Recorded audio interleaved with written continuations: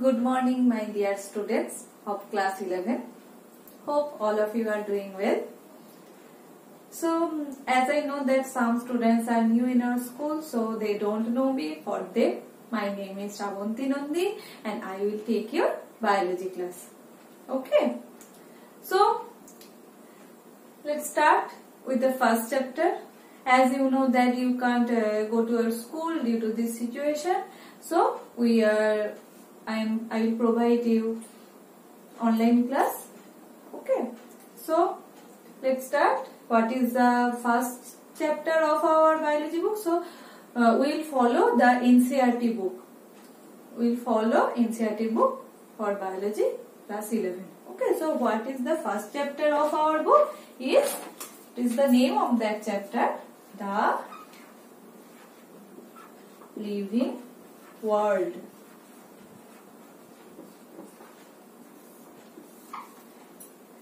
So before starting that chapter, we need to know what does that mean biology, because this is our biology class. What is this? That is biology, and that bios means living and logy means study. That means study of living is called as biology. Here we have got a term that is living, and that is the name of the chapter, the living world. So, in biology we will study about the living. How will you differentiate between living and non-living? So, there must be some features by which we can differentiate living and non-living. What are they? So, there are some features by which we can differentiate. These are, I am writing one by one.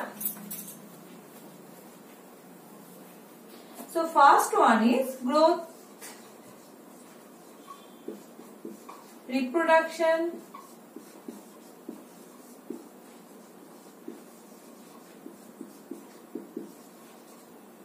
metabolism,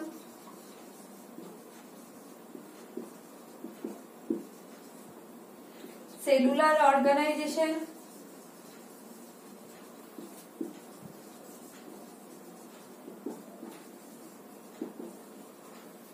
consciousness.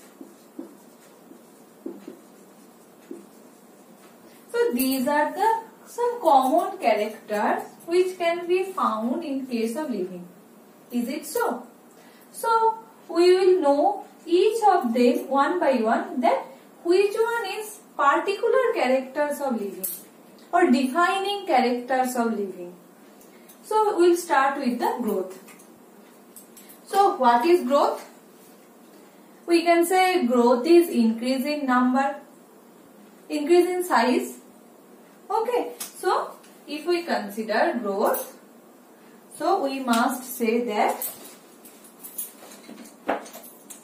growth is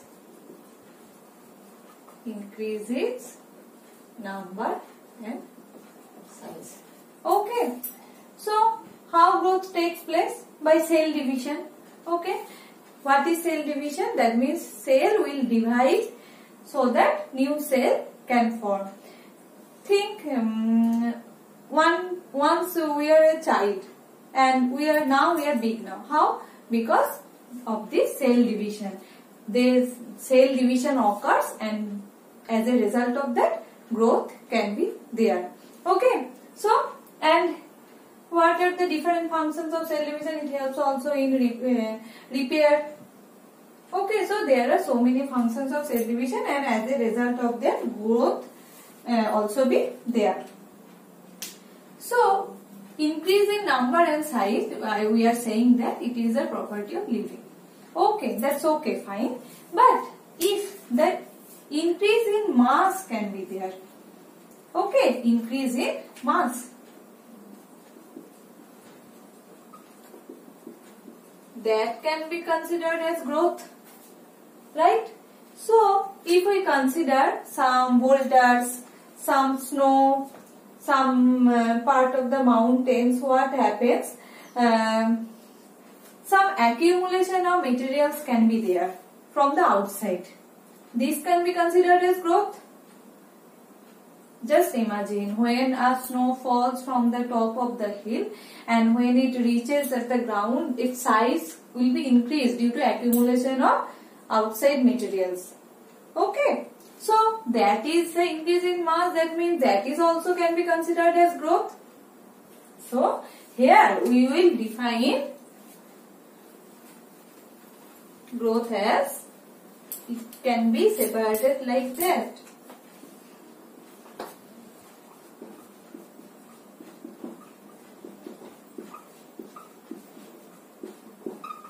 So growth can be extrinsic or growth can be intrinsic. Intrinsic means internal growth.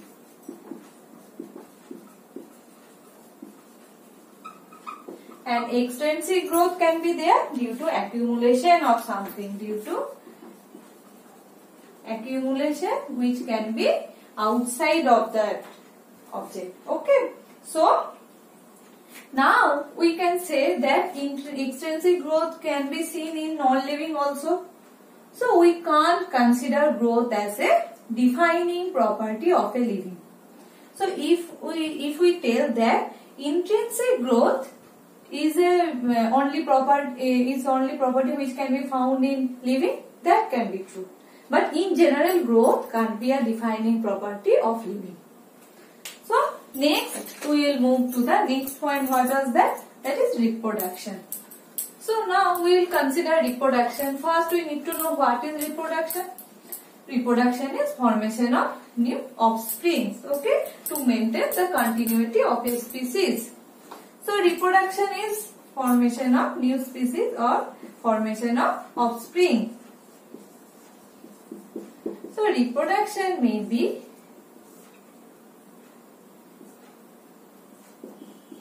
asexual, may be sexual. Reproduction may be asexual and may be sexual. In case of asexual reproduction, only one parent is required and no gamete formation will be there. But in case of sexual reproduction, two parents are there. That's why it is called as biparental, and it is, in that case, gamete formation will be there. Asexual reproduction, what are the different process of asexual reproduction? That is, as you have read in class 10 also, budding, fragmentation, fission,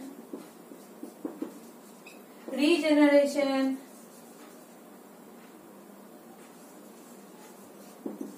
spore formation. These are the, budding can be seen in hydras, fragmentation can be in Spirogyra, fission can be seen in amoeba, regeneration can be seen in planaria, and spore clementomonas in penicillium. There are so many examples of different types of asexual reproduction.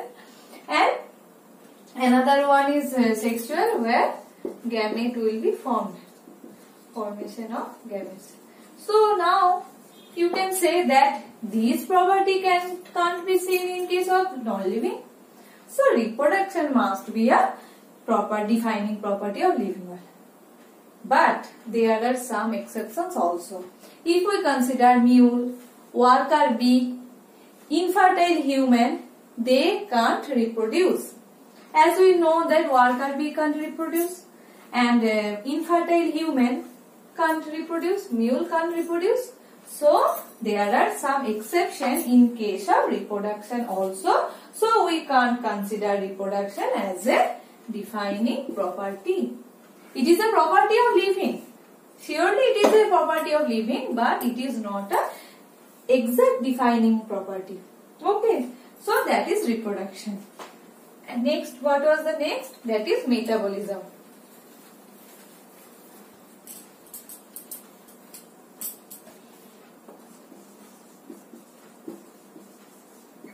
What is metabolism? Metabolism is the sum total of all chemical reactions that are occurring in our body. What is metabolism? Sum total of all chemical reactions occurring in our body. Okay, it is metabolism. So in our body, as we know, some biomolecules are present. They are converting into each other, and this chemical reaction, so many chemical reactions are occurring inside our body. All this, the sum total of all this is called as metabolism. And here you will get to know two terms. That is catabolism and another one is anabolism. Catabolism means it is a destructive process and it is a constructive process. If we break down a complex compound into simple one, it is called as catabolism.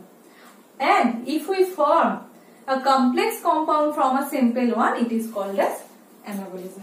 So what will be the example? From carbohydrate, it will break into simple form, which is called complex carbohydrate. That means from polysaccharide to disaccharide, disaccharide to monosaccharide, it will be formed as glucose. And in case of anabolism, what will happen? Amino acids will join to form protein. Okay, so catabolism is a destructive process and anabolism is a constructive process. It is a breakdown of complex material into simple one, and anabolism is joining of simple molecules to make a complex form. Okay, so in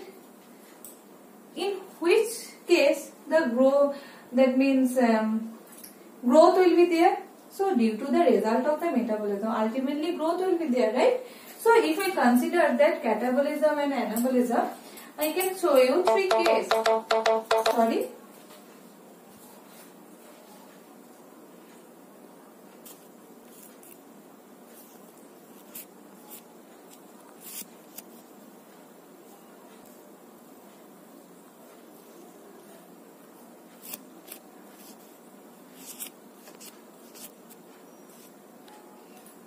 Okay, let's come back.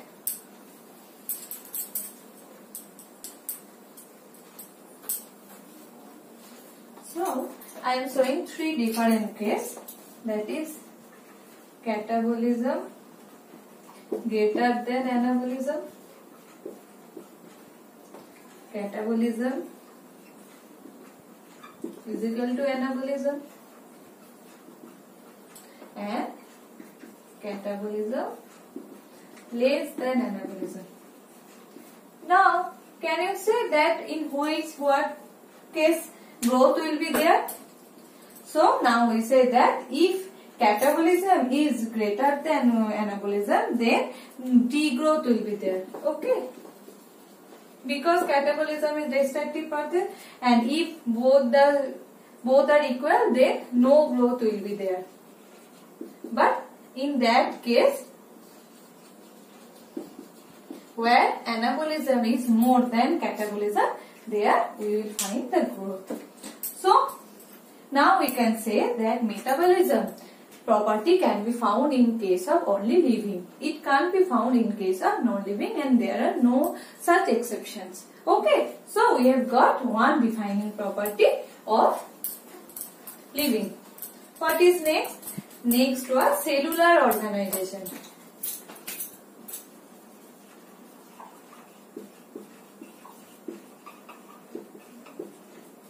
So what is that? What is that term means? That our body is made up of cells. First atoms and molecules are present. After that we can consider that our body is made up of cells. Cells will fuse to form a tissue. Tissue will form organ, and with the help of that organ, an organ system will be there. Okay, so these are the organization of our body. That means that's how our body is organized, and this is a property of a living. In non-living we can't find such type of organization. So cellular organization is a property of living. And which was the last part? Last part was consciousness.